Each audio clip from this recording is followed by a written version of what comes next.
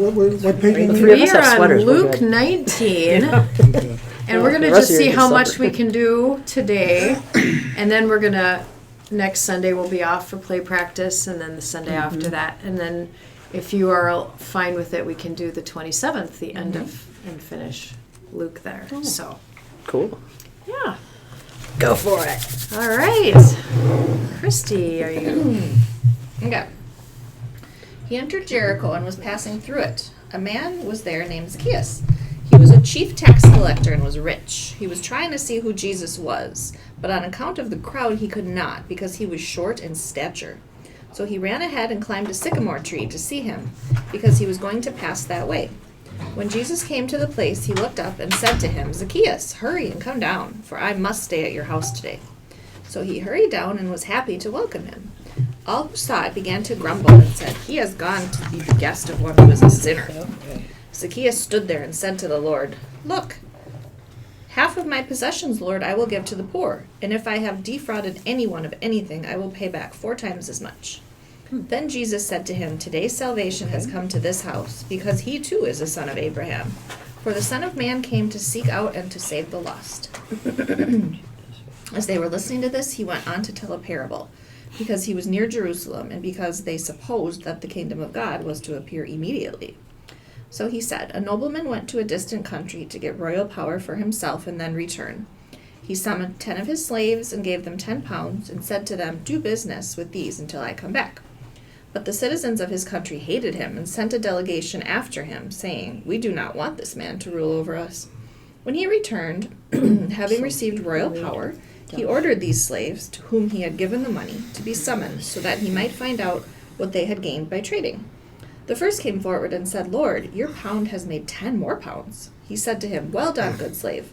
Because you have been trustworthy in a very small thing, take charge of 10 cities.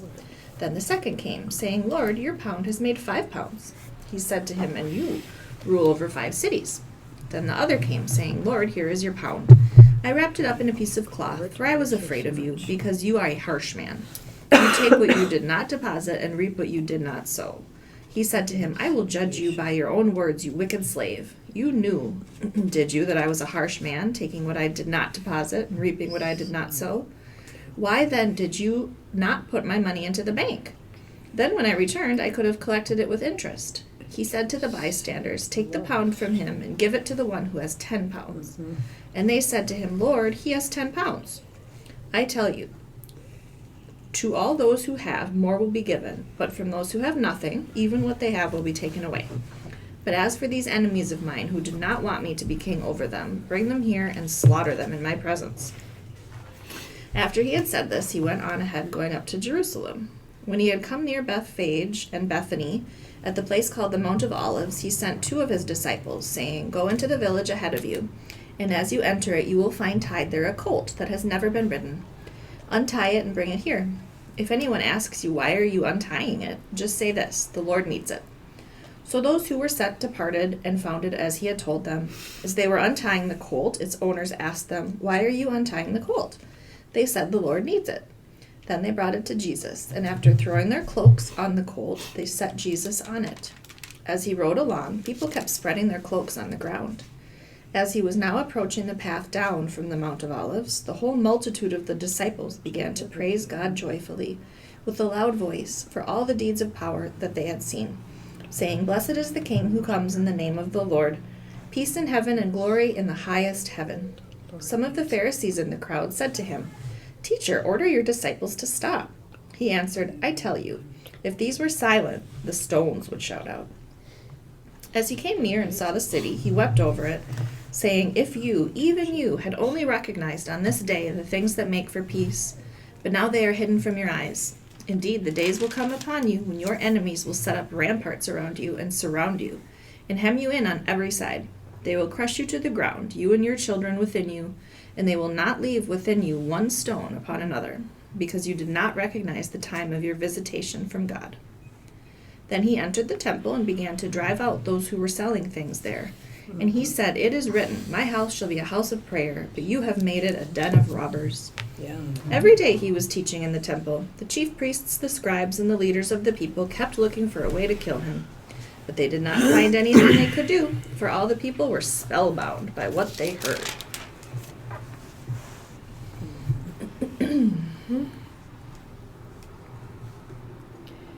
Just want to mention in the beginning, the story of Zacchaeus opens with the opposite of the parable we heard today, where you actually have a tax collector who everyone hates, and he does change, but people don't accept that he's changed. It's kind of an interesting. Yeah. Like, no way. Yeah, exactly. Yeah. And I wonder about that too. Like, there are stories of people who've completely done a 180 on the way they've lived their life. We don't hear it very often, and I don't know. But I think those stories are important, but sometimes we don't believe people can change. Yeah. Yeah. We do struggle to believe it. Which I suppose goes back to that. We get set in our opinions. Yeah. Yeah, it's true. I don't know. I think people can change. In my head, you see people do that, conversion or whatever, or whole turnaround. Like the ultimate story in the Bible is definitely Paul.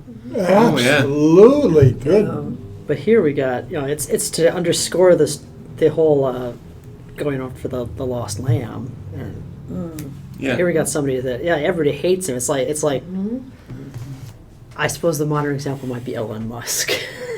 The absolute jerk rich guy. Suddenly doing a 180 going, no, I shouldn't be doing this. This is mean. Right, we would totally doubt that. And we wouldn't believe him. You'd have to see Yeah, it. giving away half my you'd possessions, have I'm to see still it the to richest believe guy it. on earth. Yeah.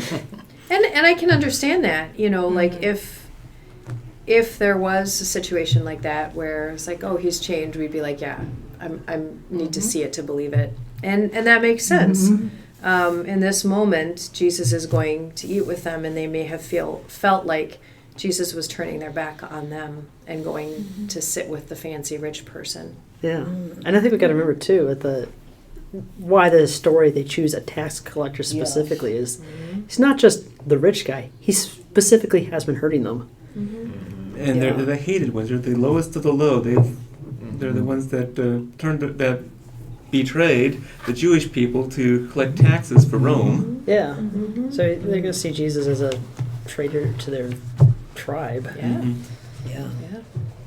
What's with the harshness of bring them here and slaughter them in my presence? That's harsh. Verse 26. Yeah, the 10-pounder. I'm waiting for your answer on that, Bastard. So, a couple of things about what was going on at the time. There would be people who owned land, and then they would leave them all the work to be done by people that they employed, and so they were absentee landlords, and it was part of the frustration of the people. And so the story starts out with a very familiar situation which people would have negative opinions about. But then he mixes it with the story of the pounds and like investing, and which kind of has its own meaning about like you're given something, you should like your talents, your gifts, you should invest it, like you should shine your light in the world.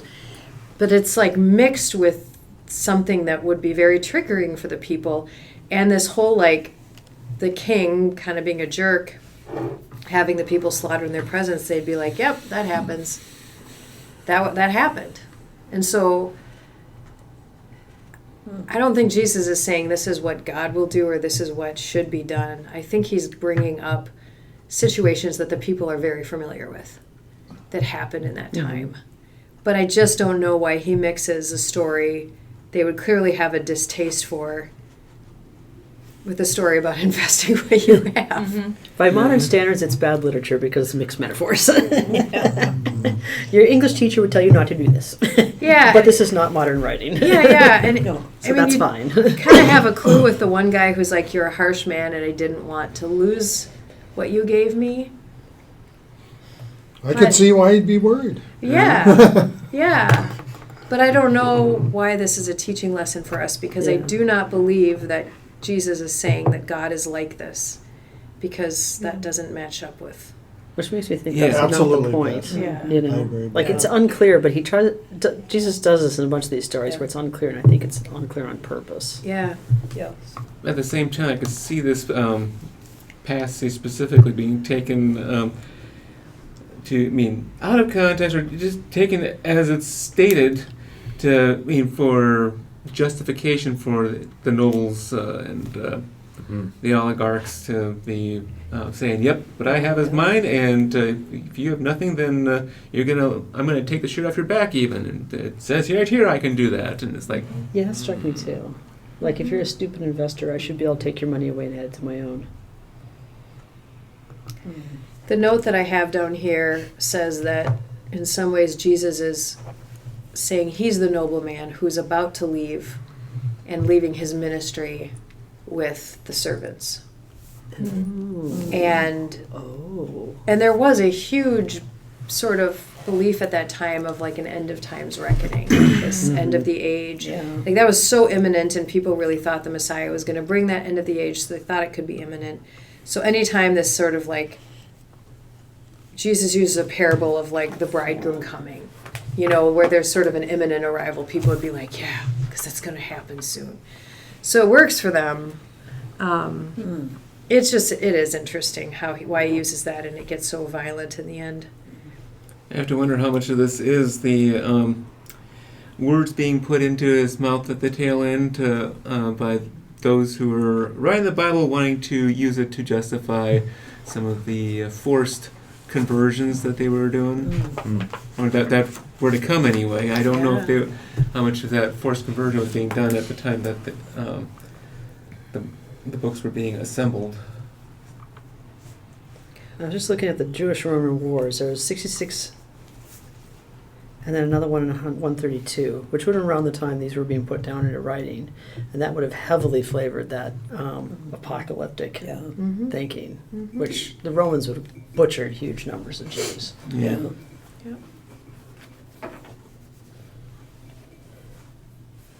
Because that's tend to be how they put down rebellions. Yeah. Well, 70 was when the temple was destroyed, right? Yes. 70 AD. So that,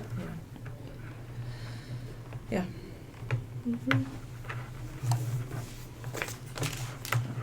And I think the second one was what led to the diaspora. Which really was no longer a solidified Jewish state. Any other observations before we move on? When you're talking about the conversions of people that were really terrible in the redemptions, we were joking a little bit about what is Siri going to do for May the 4th and Darth Vader's conversion into someone at the That would be very end. But interesting.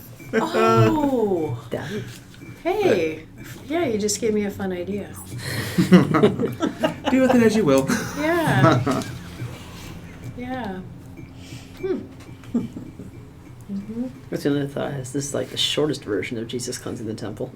Yeah, it doesn't talk about the whip or... Disappointingly short. Yeah, then he entered the temple and began to drive out all those who were selling things. Yeah. The abridged version. But it happened. Yeah, at least it's mentioned. It's a good bit. Ben, do you want to read 20? Sure.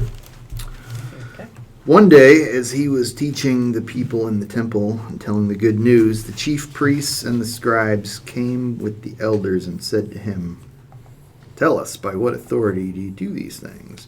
Who is it who gave you this authority?" He answered them, "Well, I'll also ask you a question, and you tell me, did the baptism of John come from heaven, or was it of human origin?" They discussed it with one another, saying, "If we say from heaven," he will say, "Well, why did you not believe him? But if we say of human origin, all the people will stone us, for they are convinced that John was a prophet." So they answered that he did not know where it came from. Then Jesus said to them, "Neither will I tell you by what authority I am doing these things." He began to tell the people this parable. A man planted a vineyard and leased it to tenants and went to another country for a long time. When the season came, he sent a slave to the tenants in order that they might give him his share of the produce of the vineyard. But the tenants beat him and sent him away empty-handed. Next he sent another slave, the one that beat. That one they also beat and insulted and sent away empty-handed. And he sent still a third, and this one they also wounded and threw out. Then the owner of the vineyard said, "What shall I do? I will send my beloved son. Perhaps they will respect him." But when the tenants saw him, they discussed it amongst themselves and said, "This is the heir. Let us kill him so that the inheritance may be ours." So they threw him out of the vineyard and killed him. What then will the owner of the vineyard do to them? He will come and destroy those tenants and give the vineyard to others. When they heard this, they said, "Heaven forbid." But he looked at them and said, "What then does this text mean? The stone that the builders rejected has become the cornerstone. Everyone who falls on that stone will be broken to pieces, and it will crush anyone on whom it falls." When the scribes and chief priests realized that he had told this parable against them, they wanted to lay hands on him at that very hour, but they feared the people. So they watched him and sent spies who pretended to be honest in order to trap him by what he said, so as to hand him over to the jurisdiction and authority of the governor. So they asked him, "Teacher, we know that you are right in what you say and teach, and you show deference to no one, but teach the way of God in accordance with truth. Is it lawful for us to pay taxes to the emperor or not?" But he perceived their craftiness and said to them, "Show me a denarius. Whose head and whose title does it bear?"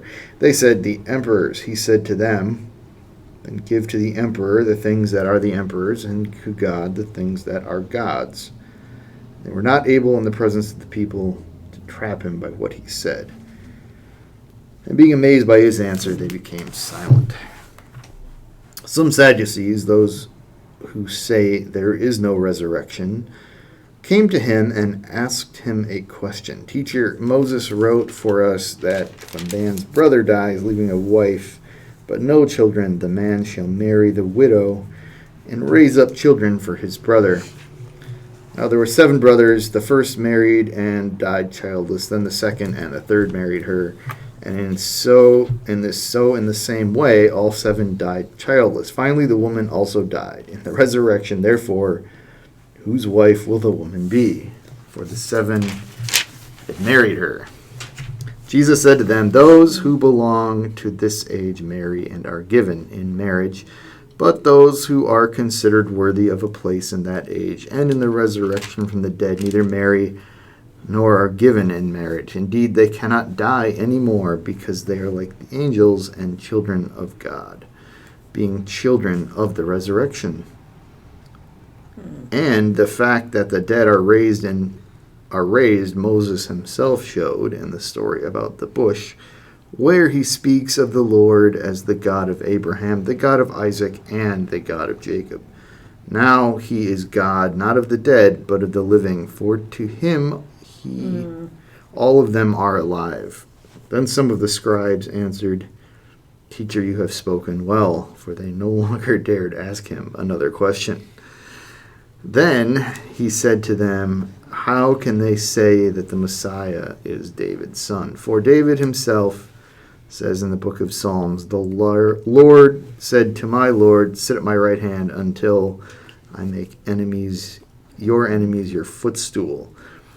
David thus calls him Lord, so how can he be his son?" In hearing all of this, he said to the disciples, "Beware the scribes who walk around in long robes and love to be greeted with respect in the marketplaces and to have the best seats in the synagogues and places of honor at banquets. They devour widows' houses and for the sake of appearance say long prayers.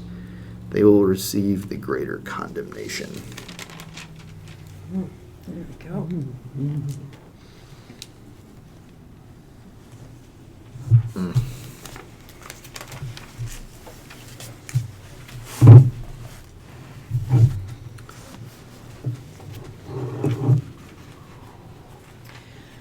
A while ago, I was doing research on the temple and realized that the outer court was really in a lot of places like a big farmer's marketplace, There have been so many people, and there probably were a lot of things going down in different alcoves and porticos and stuff like that.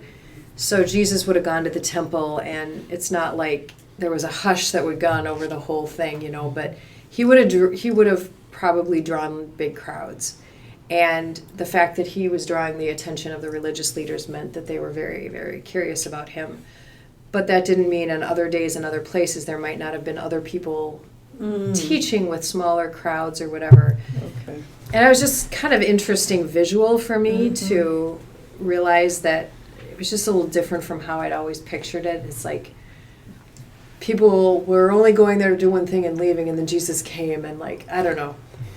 It was just a very busy place, but also a really, really good place to potentially attract hundreds of people who would just stop and listen. Must have been huge. It was huge.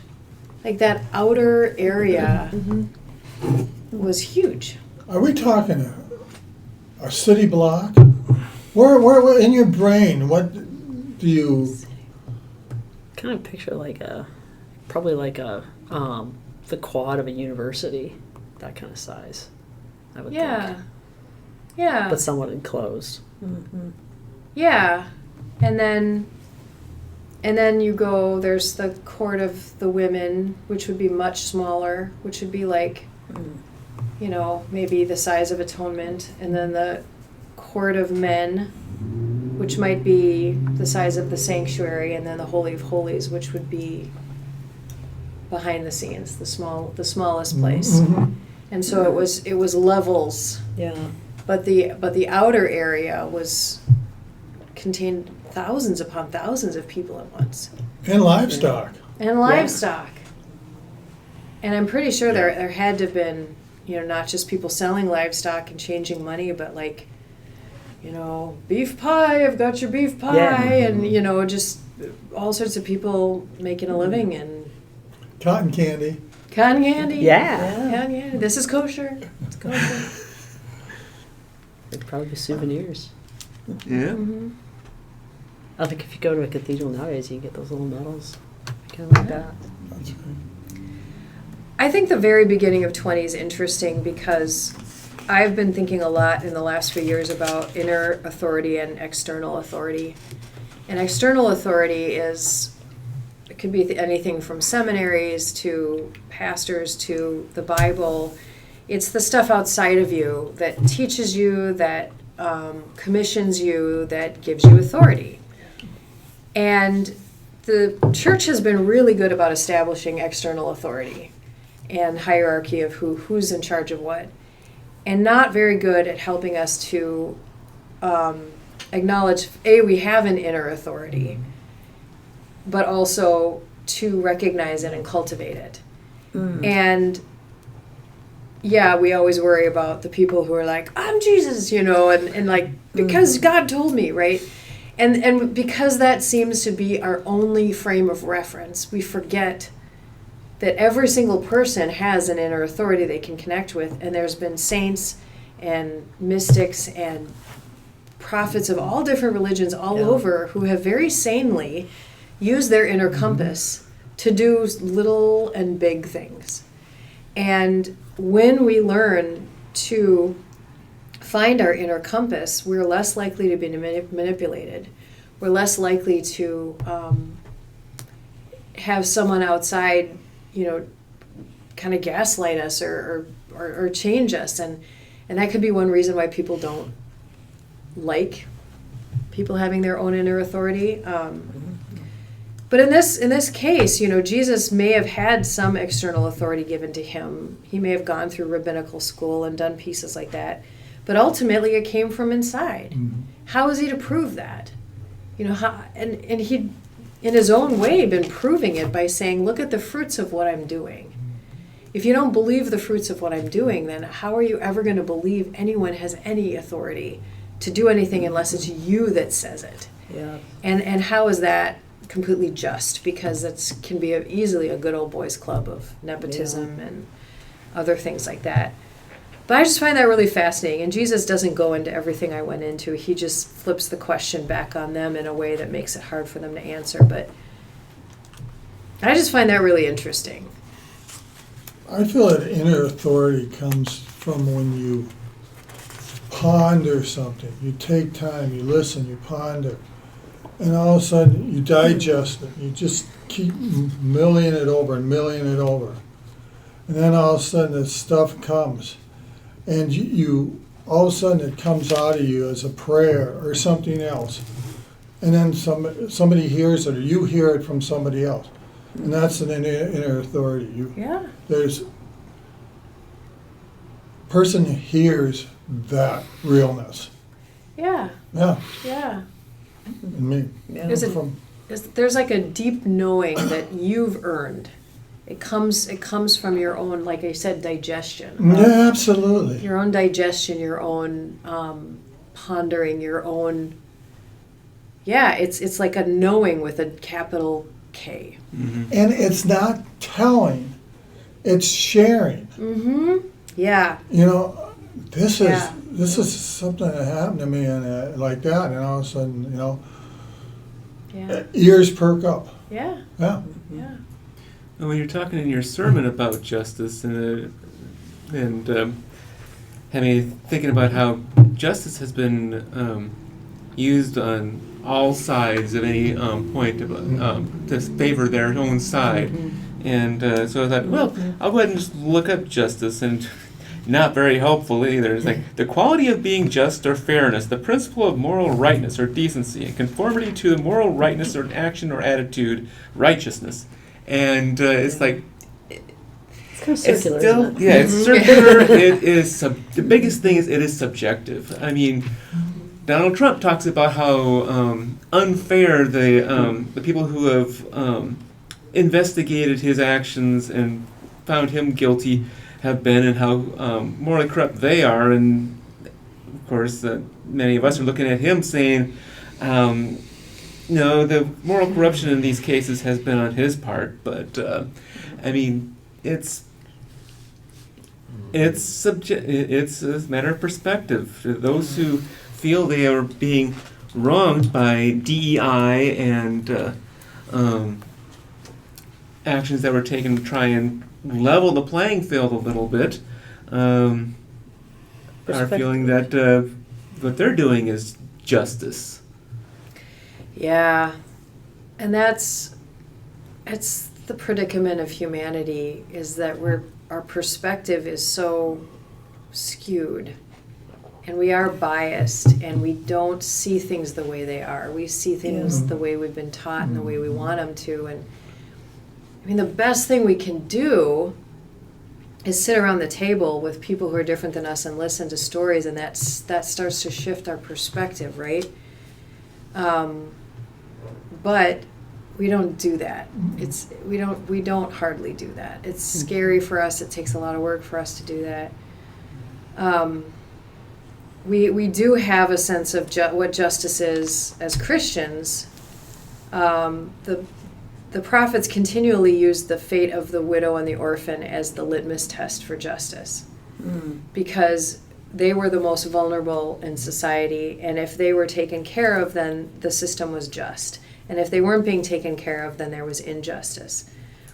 Jesus doesn't talk so much about widows and orphans, but he does encounter people who've experienced injustice over and over again, and just witnessing story after story of like women, children, lepers, over and over again, and how they are treated unjustly, unfairly.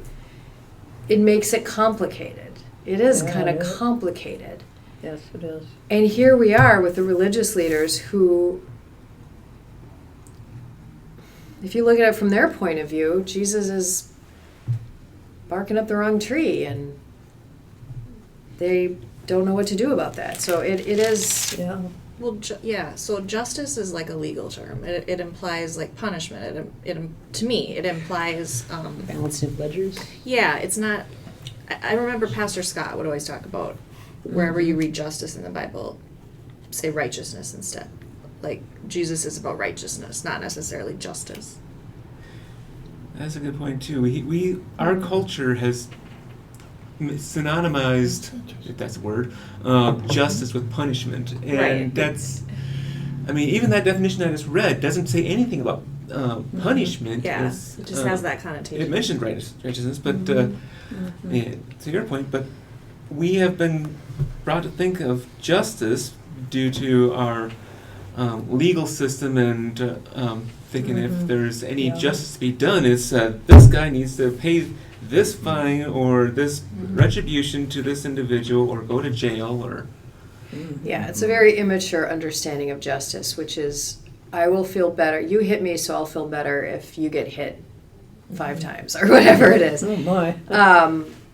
But there is a much more Extolians. mature understanding of justice, which is connected to healing and mercy, and it's part of the overall understanding of shalom, which is to make things right. And to make things right in a mature way means you have to look at situations from a broader landscape. And so justice for somebody who steals something may actually be looking at the systems that brought them to stealing. And a just and healthy society is one in which people are thriving and their needs are being met, and there's an understanding that's happening among the system, so that unjust things don't have to happen, or they're caught when they're happening. It's apparently not as easy as we want it to be. So let's go to the last one here. Kirsten, do you want to read 21? Sure. He looked up and saw rich people putting their gifts into the treasury. He also saw a poor widow put in 2 small copper coins. He said, "Truly, I tell you, this poor widow has put in more than all of them. For all of them have contributed out of their abundance, but she, out of her poverty, has put in all she had to live on."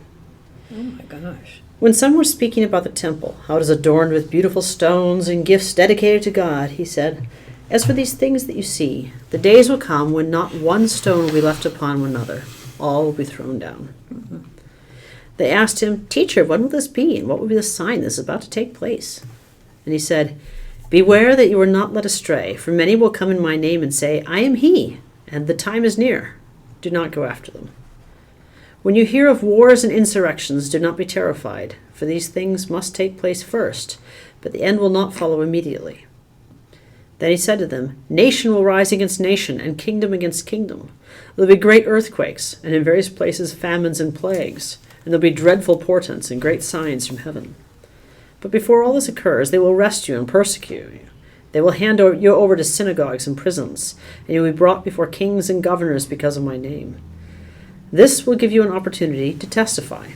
So make up your minds not to prepare your defense in advance, for I will give you words and a wisdom that none of your opponents will be able to withstand or contradict. You will be betrayed even by parents and brothers, by relatives and friends, and they will put some of you to death. You will be hated by all because of my name, but not a hair of your head will perish. By your endurance you will gain your souls.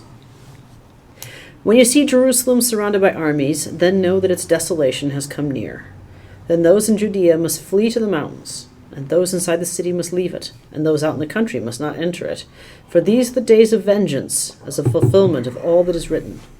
Woe to those who are pregnant, and to those who are nursing infants in those days, for there will be great distress on the earth and wrath against this people.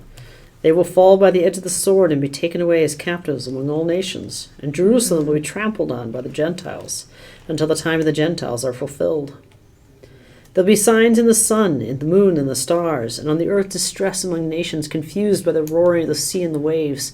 People will faint from fear and foreboding of what is coming upon the world, and the powers of the heavens will be shaken. Then they will see the Son of Man coming in a cloud with power and great glory. Now when these things begin to take place, stand up and raise your heads, because your redemption is drawing near." Then he told them a parable. "Look at the fig tree and all the trees. As soon as they sprout leaves, you can see for yourselves and know that summer is already near. So also, when you see these things taking place, you will know that the kingdom of God is near. Truly I tell you, this generation will not pass away until all these things have taken place. Heaven and earth will pass away, but my words will not pass away." Be on guard so that your hearts are not weighed down with dissipation and drunkenness and the worries of this life, and the day does not catch you unexpectedly like a trap. For I will come upon all who live on the face of the whole earth. Be alert at all times, praying that you may have the strength to escape all these things that will take place and to stand before the Son of Man. Every day he was teaching the temple, and at night he would go out and spend the night on the Mount of Olives, as it was called. And all the people would get up early in the morning to listen to him in the temple. Well, that's a pleasant story. Epic. Yeah. Well, he did say, don't worry about it, all these things will happen, and I guess you're supposed to be joyful Just be good. Don't worry. during that, in Be that, chill. Just chill. Just fun. be joyful This is because fine. you know that it's, the good Lord's coming, the second coming. It's going to be Maybe. okay. There's that meme of the dog sitting at the table and his house is on fire, and he goes, "This is fine." He's got his coffee. He's got his Very famous, yeah. Yeah. This is fine. I mean, so a couple things, like, a lot of people have noted he's talking very much about what sounds like it's going to happen in 70 AD. Like, this is what it felt like for the people when the Romans came. And Spoilers. yeah, it was this bad, and, you know, some people would Yeah. be killed and others would get away, and, you know, and it happened really quickly, and it was just kind of devastating. And for a lot of people, they thought it was the end of the world. And there are some people who think that Jesus may have, because of the Jewish belief that he grew up on, you know, this paragraph insinuates that possibly Jesus thought that the end was coming to some degree, that he was helping to usher in the end of things. But that he didn't. You know? And is that, does that matter?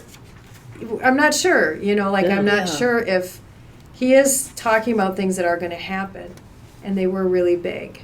Or is it words being placed in his mouth at this point by Yeah. the people who are putting this text in? It could be that the community of Luke, when this was being, you know, written in the 80s or 90s, that they thought the end was coming, and so they said, well, Jesus talked about this. Mm-hmm. I mean, it's hard to know. Yes. But it is interesting to me. Or that's how they remembered it too. That's also Yeah, that's how they possible, too. remembered it. Yeah. It's interesting to me to note that, like, just because you're a Christian does not mean good things are going to happen to you. Clearly not.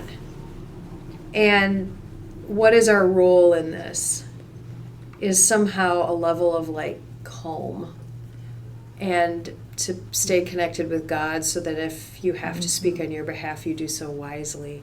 Mm-hmm. Yeah. And I'm just thinking about, like, I'm sure there have been so many examples around the world of when things get really, really rough and people are arrested and people start being disappeared, and families and friends, you know, who's going to turn who in. And it gets really scary, and it's not just this one time it happened. It happens all the time. And how are we to be in the midst of insanity? Yeah. Suddenly I'm reminded, we just watched Sonic 3 yesterday. And there's a bit of advice in it. This popped in my head, which was something effective, when it matters, you'll do the right thing. Oh, Kind of boils down to that in some respects. Say, you know, when your back's up against the wall and, you know, they're pulling you before them to testify, you'll say the right thing. Don't worry about it. yeah. Don't waste your time preparing. Maybe that's the point. Ben, what do you think? It seems like, at least in my mind, the parable of the wicked tenants is kind of where it's like the straw that broke the camel's back, where it seems like at that point, then the scribes and chief priests are like out to get him at that point. Like before that, they're like trying to trick him and try to take away his power. But after that, they're Yeah. like, all right, we gotta deal with this guy. He's turning people against us. Yeah. Like at that point, like the die is cast. Like he's on the path to getting crucified. Well, here he's talking about the temple's going to be torn down. Yeah. That's got to scare them too. Yeah. Yeah, he doesn't stop. He keeps going, and then, like what you were saying, like he says what he needs to say, regardless of what he probably knows is going to happen. I mean, whether he's foretelling it because he knows about it or if the authors know about it, so they're recording it. Yeah. Either way. What about you, Christy? Any thoughts? No. Just listening and. No, my thoughts are always lately, like you said in your sermon too, like I just feel powerless. I feel Yeah. overwhelmed and I don't know what to do. Mm-hmm. Yeah. And I hear all these things happening and I just. Mm-hmm. Yeah. I think I one get thing, I'm sorry, No, go ahead. that's it. I get stuck. I'm sorry. I was thinking in your sermon when you said, about the sanctuary and stuff like that. What is our legalities in this? Can we turn atonement into a sanctuary? Which maybe atonement's time to start bringing cots Yeah. in or something. And Yeah. so I'm Yeah. real glad you're going to a deal to find out a little bit more about that. Well, yeah, I mean, I talked with the guy and he said that he does trainings for communities and he was wondering if we were interested. And I thought about our rental communities because they're immigrants Yeah. Yes. and they may not be, the top of the list of the ones, but, They seem to have. there's- It seems to have a quota, and they don't care who they're grabbing. They've been grabbing Europeans even. So Yeah. So, and I just found out that ICE is being contracted with for-profit people.